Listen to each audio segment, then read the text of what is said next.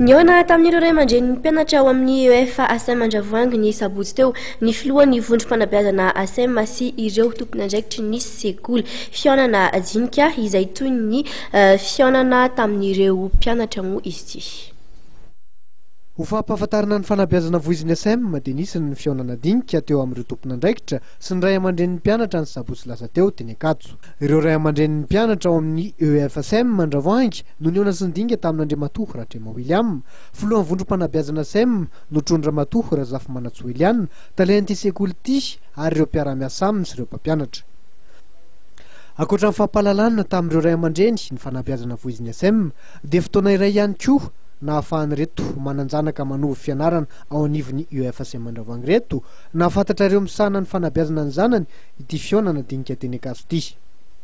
Nosindrin'ny filohan'ny vondrom-panabeazana ASM tamin'izany fa ilaina ny fizarana hevitra toy izao ary ny fanazavana ny antony fitsipika amin'ny fanabeazana. Araka ny nambarany dia mandalo fotoan-tsarotra ankehitriny ny firenena ka manahirana toy izany koa ny fanabeazana.